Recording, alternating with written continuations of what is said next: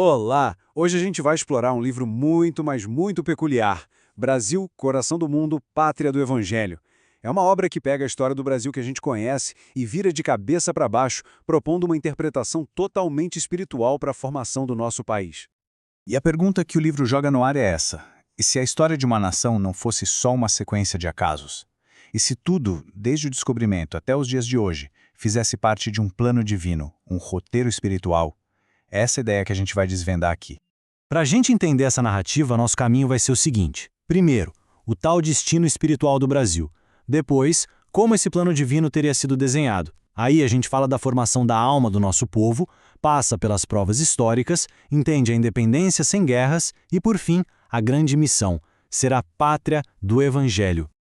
Vamos lá então. Primeiro ponto, o destino espiritual da nação. A premissa básica é que o Brasil não é um país qualquer. Ele teria uma missão bem específica no cenário mundial.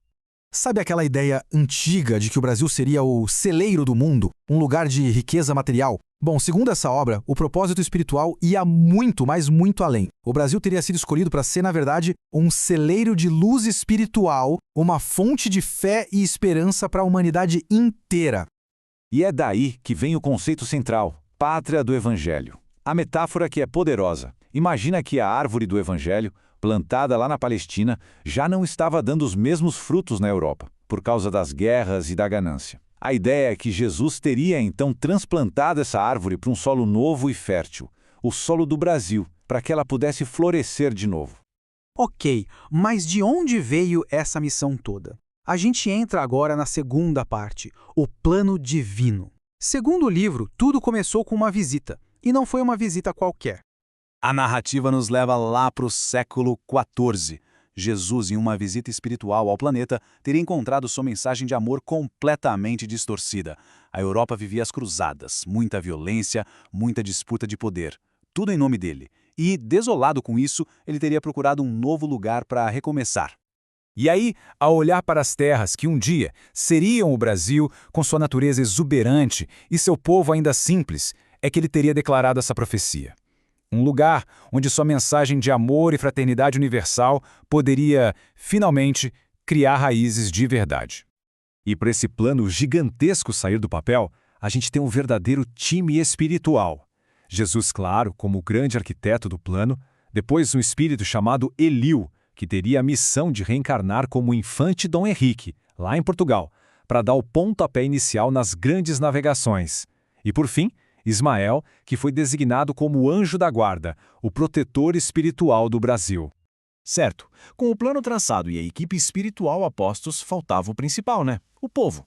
E é aqui que a gente entra na terceira parte, a formação da alma brasileira. E olha que simbólico. Ao receber sua missão, Ismael ganha um estandarte. E nesse estandarte estava gravado o lema que deveria guiar a nova nação: Deus, Cristo e caridade. Essa seria a bússola moral do país.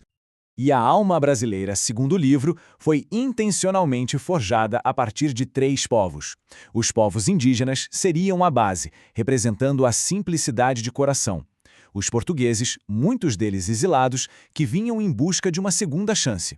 E os africanos escravizados que, na visão da obra, seriam espíritos em uma missão de sacrifício e humildade, ensinando resiliência e literalmente construindo a nação com seu suor. Agora a gente entra numa parte bem interessante. Como o livro reinterpreta os momentos mais difíceis da nossa história. Vamos para as provas históricas.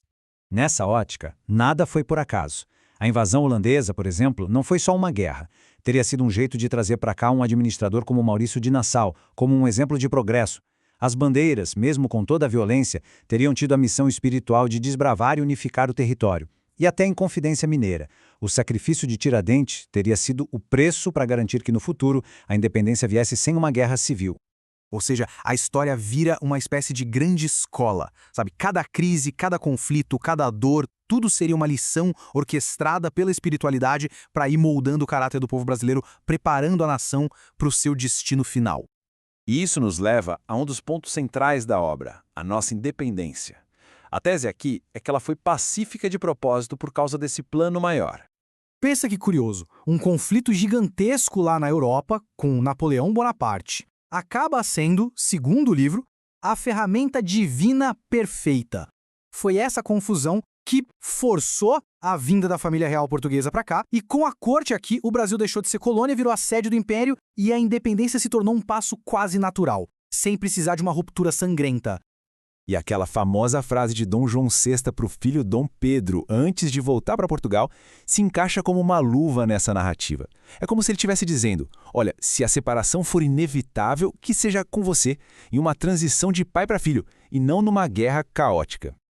Então, enquanto nossos vizinhos aqui na América do Sul estavam travando guerras terríveis e longas pela liberdade, o grande objetivo do plano espiritual para o Brasil era que o número de guerras fratricidas fosse 0.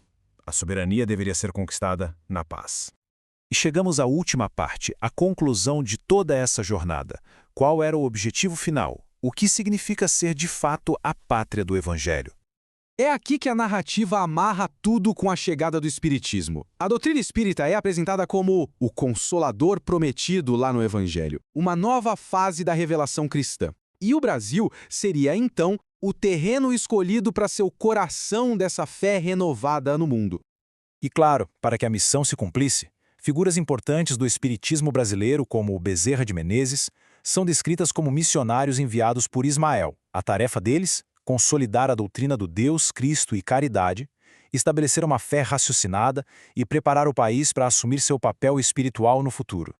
No fim das contas, seja como uma profecia divina, seja como um mito de fundação ou uma grande epopeia nacional, o que fica é que Brasil, coração do mundo, pátria do Evangelho, oferece um olhar completamente diferente sobre quem somos e qual poderia ser o nosso propósito. É uma lente única para a gente enxergar a alma do Brasil. Uma reflexão, sem dúvida, muito poderosa.